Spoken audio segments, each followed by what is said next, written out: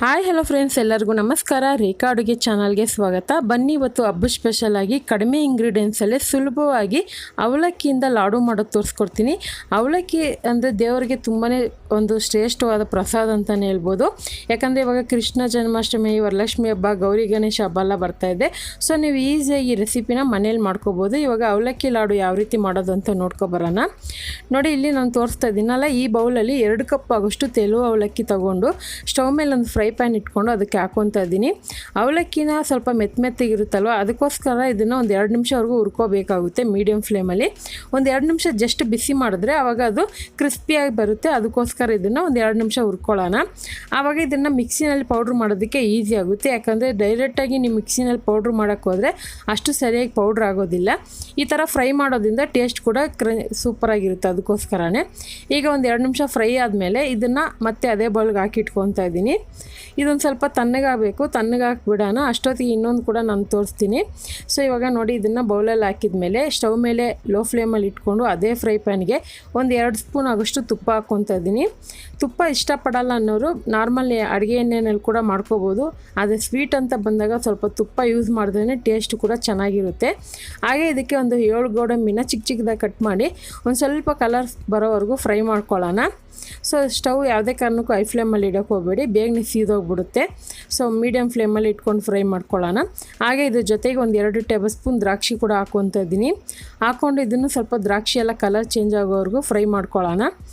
ನೀವು ಬೇಕಂದರೆ ಇದಕ್ಕೆ ಬಾದಾಮಿ, ಪಿಸ್ತಾ ಮತ್ತು ಖರ್ಜೂರ ಇರುತ್ತಲ್ಲ, ಡೇಟ್ಸ್, ಅದು ಕೂಡ ನೀವು ಚಿಕ್ಕದಾಗಿ ಕಟ್ ಮಾಡಿ ಹಾಕ್ಕೊಬೋದು. ನೋಡಿ, ಇವಾಗ ಗೋಡಂಬಿ ದ್ರಾಕ್ಷಿ ಎಲ್ಲ ಫ್ರೈ ಮಾಡಿದ್ದಾಯಿತು. ಈಗ ಇದನ್ನು ನಾನು ಒಂದು ಬೌಲಲ್ಲಿ ಎತ್ತಿಟ್ಕೊತಾ ಇದ್ದೀನಿ. ಇದನ್ನು ನೀವು ಚಿಕ್ಕದಾಗಿ ಕೂಡ ಕಟ್ ಮಾಡಿ ಯೂಸ್ ಮಾಡ್ಕೋಬೋದು, ಅಥವಾ ಹಾಗೆ ಕೂಡ ಡೈರೆಕ್ಟಾಗೂ ಹಾಕ್ಕೊಬೋದು.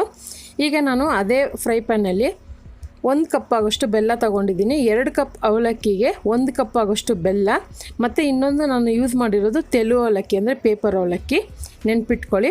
ಈಗ 1 ಕಪ್ ಬೆಲ್ಲಕ್ಕೆ 1 ಕಪ್ ಆಗೋಷ್ಟು ನೀರು ಹಾಕ್ಕೊತಾ ಇದ್ದೀನಿ.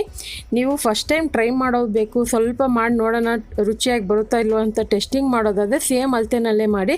ಯಾಕಂದರೆ ಇದು ಜಾಸ್ತಿ ಕೂಡ ಆಗೋದಿಲ್ಲ ಕ್ವಾಂಟಿಟಿ. ಆಮೇಲೆ ನಿಮ್ಗೆ ಇಷ್ಟ ಆದಾಗ ಜಾಸ್ತಿ ಮಾಡ್ಕೊಬೋದು.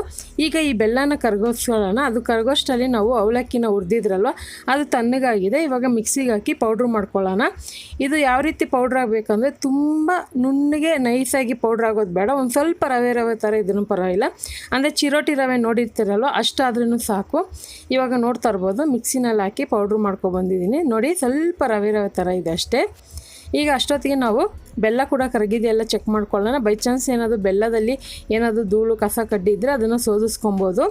ಬೆಲ್ಲನ ಯಾವ ರೀತಿ ಕರಗಿಸ್ಕೋಬೇಕಂದ್ರೆ ಜಸ್ಟ್ ಪಾಕ ಬರೋ ಥರ ಇರಬೇಕು ಅಷ್ಟೇ. ನೋಡಿ, ಈ ಥರ ನೊರ ಬಂದು ಕಲರ್ ಚೆನ್ನಾಗಿ ಕುದಿ ಬರಬೇಕು. ಆ ಥರ ಆದರೆ ಸಾಕು. ಹಂಗೆ ಗೊತ್ತಾಗಿಲ್ಲ ಅಂದರೆ ಕೈಯಲ್ಲಿ ಮುಟ್ಟು ನೋಡಿ, ಸ್ವಲ್ಪ ಅಂಟು ಥರ ಇರಬೇಕು. ಜಸ್ಟ್ ಕರಗಿ ಈ ಥರ ಒಂದು 2 ನಿಮಿಷ ಕುದಿಸಿದ್ರೆ ಸಾಕು. ಈಗ ಸ್ಟವ್ನ ಸಿಮ್ಮಲ್ಲಿ ಇಟ್ಕೊಳ್ಳಿ. ಸ್ಟವ್ನ ಸಿಮ್ಮಲ್ಲಿ ಇಟ್ಕೊಂಡು ಇದಕ್ಕೆ ಒಂದು ಅರ್ಧ ಕಪ್ ಆಗೋಷ್ಟು ಹಸಿ ತೆಂಗಿನಕಾಯಿ ತುರಿದಿಟ್ಕೊಂಡಿದ್ದೆ, ಅದನ್ನು ಹಾಕ್ಕೊತಾ ಇದ್ದೀನಿ. ತೆಂಗಿನಕಾಯಿ ನಿಮ್ಗೆ ಇಷ್ಟ ಇದ್ದರೆ ಹಾಕ್ಕೊಳ್ಳಿ, ಇಲ್ಲಾಂದರೆ ಸ್ಕಿಪ್ ಮಾಡ್ಕೊಬೋದು. ಆದರೆ ಹಾಕಿದ್ರೆ ರುಚಿ ಇನ್ನೂ ಚೆನ್ನಾಗಿರುತ್ತೆ. ಮತ್ತು ಹಸಿ ತೆಂಗಿನಕಾಯಿನೇ ಎಲ್ಲ, ನೀವು ಒಣಗಿದ ಕೊಬ್ಬರಿ ಕೂಡ ಇದ್ರೇನು ನೀವು ಮಿಕ್ಸಿನಲ್ಲಿ ಪೌಡ್ರ್ ಮಾಡಿ ಹಾಕ್ಕೊಬೋದು. ಈಗ ಇದಕ್ಕೆ ಒಂದು 1/4 ಟೀ ಸ್ಪೂನ್ ಏಲಕ್ಕಿ ಪುಡಿ ಹಾಕ್ಕೊಂಡಿದ್ದೀನಿ. ಹಾಕ್ಕೊಂಡು ಸ್ಟವ್ನ ಲೋ ಫ್ಲೇಮಲ್ಲೇ ಇಟ್ಕೊಂಡು ನಾವೇನು ಅವಲಕ್ಕಿನ ಮಿಕ್ಸಿನಲ್ಲಿ ಪೌಡ್ರ್ ಮಾಡಿದ್ರೆ ಅದನ್ನು ಸ್ವಲ್ಪ ಹಾಕ್ಕೊಂಡೇ ಕಳಿಸ್ಕೊಳ್ಳೋಣ. ಯಾವುದೇ ಕಾರಣಕ್ಕೂ ಸ್ಟವ್ನ ಹೈ ಫ್ಲೇಮಲ್ಲಿ, ಮೀಡಿಯಮ್ ಫ್ಲೇಮಲ್ಲಿ ಇಡೋಕ್ಕೆ ಹೋಗಬೇಡಿ. ಸಿಮ್ಮಲ್ಲೇ ಇರಲಿ, ಅಂದರೆ ಕಡಿಮೆ ಉರಿನಲ್ಲೇ ಇರಲಿ. ಇಟ್ಕೊಂಡು ಇದನ್ನು ಇದೆಲ್ಲ ಚೆನ್ನಾಗಿ ಮಿಕ್ಸಾಗಿ ಹೊಂದ್ಕೋಬೇಕು. ಆ ಥರ ಮಿಕ್ಸ್ ಮಾಡ್ಕೊಳ್ಳೋಣ. ತುಂಬ ಈಸಿ ರೆಸಿಪಿ, ಮತ್ತು ಅಳತೆ ಕೂಡ ನಿಮಗೆ ಕರೆಕ್ಟಾಗಿ ಹೇಳಿದ್ದೀನಿ. ಸೊ ನೀವು ಈ ಥರ ಟಿಪ್ಸ್ ಎಲ್ಲ ಕರೆಕ್ಟಾಗಿ ಫಾಲೋ ಮಾಡಿದ್ರೆ ನೀವು ಸಹ ಈಸಿಯಾಗಿ ಮಾಡ್ಕೋಬೋದು. ನೋಡಿ, ಇವಾಗ ಉಳಿದಿರೋಂಥ ಅವಲಕ್ಕಿ ಹಿಟ್ಟು ಕೂಡ ಹಾಕ್ಕೊಂಡು ಚೆನ್ನಾಗಿ ಮಿಕ್ಸ್ ಮಾಡ್ಕೊತಾ ಇದ್ದೀನಿ. ಸ್ಟವ್ ಮೇಲೆ ಬಿಸಿ ಇರೋವಾಗನೇ ಇದನ್ನು ಮಿಕ್ಸ್ ಮಾಡ್ಕೋಬೇಕು. ಚೆನ್ನಾಗಿ ಎಲ್ಲ ಕಡೆ ಮಿಕ್ಸ್ ಆದಾಗ ಆ ನಂತರ ಸ್ಟವ್ ಆಫ್ ಮಾಡ್ಕೊಳ್ಳೋಣ. ಈಗ ನೋಡಿ, ಎಲ್ಲ ಚೆನ್ನಾಗಿ ಮಿಕ್ಸ್ ಆದಮೇಲೆ ನಾನು ಇವಾಗ ಸ್ಟವ್ ಆಫ್ ಮಾಡ್ಕೊತೀನಿ.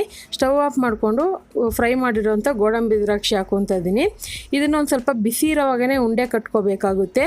ಯಾಕಂದರೆ ಪೂರ್ತಿ ತಣ್ಣಗಾದ ಶೇಪ್ ಕೂಡ ಅದು ಕರೆಕ್ಟಾಗಿ ಬರೋದಿಲ್ಲ. ಅದಕ್ಕೆ ನೀವು ಬಿಸಿ ಇರೋವಾಗೇ ಮಾಡಿದ್ರೆ ಅದು ಹಾಗೇ ಇರುತ್ತೆ, ಒಡೆದೋಗೋದಿಲ್ಲ. ನೋಡಿ, ಇವಾಗ ಶೇಪೆಲ್ಲ ಚೆನ್ನಾಗಿ ಬಂದಿದೆ.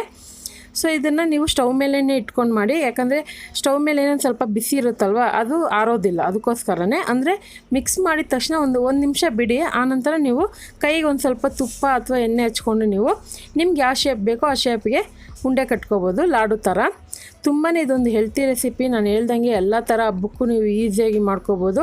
ಅಥವಾ ಗಣೇಶ ಹಬ್ಬಕ್ಕೆ ಮೋದಕ ಥರ ಮಾಡಬೇಕಂದ್ರೆ ಮೋದಕ ಹಚ್ಚಿರುತ್ತಲ್ವ ಅದರಲ್ಲಿ ಕೂಡ ನೀವು ಪ್ರೆಸ್ ಮಾಡಿ ಇಟ್ಕೋಬೋದು. ಕೃಷ್ಣ ಜನ್ಮಾಷ್ಟಮಿಗಂತೂ ತುಂಬಾ ಒಂದು ಈಸಿ ರೆಸಿಪಿ ಅಂತಲೇ ಹೇಳ್ಬೋದು. ಮತ್ತು ಇದನ್ನು ನೀವು ಮಾಡಿ 3-4 ದಿವಸವರೆಗೂ ಒಂದು ಏರ್ಟೈಟ್ ಬಾಕ್ಸಲ್ಲಿ ಹಾಕಿಟ್ಕೊಂಡು ಯಾವಾಗ ಬೇಕು ಆವಾಗ ತಿನ್ಬೋದು, ಚೆನ್ನಾಗಿರುತ್ತೆ.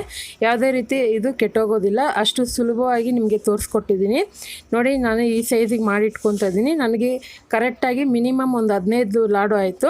ಸೊ ನೋಡಿ, ಇದನ್ನು ಇವಾಗ ಮುರಿದು ತೋರಿಸ್ತೀನಿ. ಎಷ್ಟು ಟೇಸ್ಟಿಯಾಗಿತ್ತು ಅಂದರೆ ನಮ್ಮ ಮನೇಲಿ ಮಾಡಿದ ದಿವಸನೇ ಖಾಲಿ ಆಗೋಯ್ತು. ಸೊ ಅಷ್ಟು ಸೂಪರಾಗಿರುತ್ತೆ. ಖಂಡಿತ ಇವತ್ತು ತೋರಿಸಿರುವ ಈ ರೆಸಿಪಿ ನಿಮಗೆಲ್ಲ ಇಷ್ಟ ಆಗಿದ್ದರೆ ನೀವು ಸಹ ಮನೇಲಿ ಇದೇ ರೀತಿ ಟ್ರೈ ಮಾಡಿ. ನಿಮಗೂ ಯಾವ ರೀತಿ ಬಂತು ಅನ್ನೋದನ್ನ ಕಮೆಂಟ್ ಮೂಲಕ ತಿಳಿಸಿ. ರೆಸಿಪಿ ಇಷ್ಟ ಆದರೆ ಲೈಕ್ ಮಾಡಿ ಮತ್ತು ಶೇರ್ ಮಾಡಿ. ಮತ್ತಷ್ಟು ಈಸಿ ರೆಸಿಪಿಗೆ ರೇಖಾ ಅಡುಗೆ ಚಾನಲ್ನ ಪ್ಲೀಸ್ ಸಬ್ಸ್ಕ್ರೈಬ್ ಮಾಡ್ಕೊಳ್ಳಿ. ಈ ವಿಡಿಯೋ ನೋಡಿದ್ದಕ್ಕಾಗಿ ಎಲ್ಲರಿಗೂ ಧನ್ಯವಾದಗಳು. ಟೇಕ್ ಕೇರ್, ಬಾಯ್.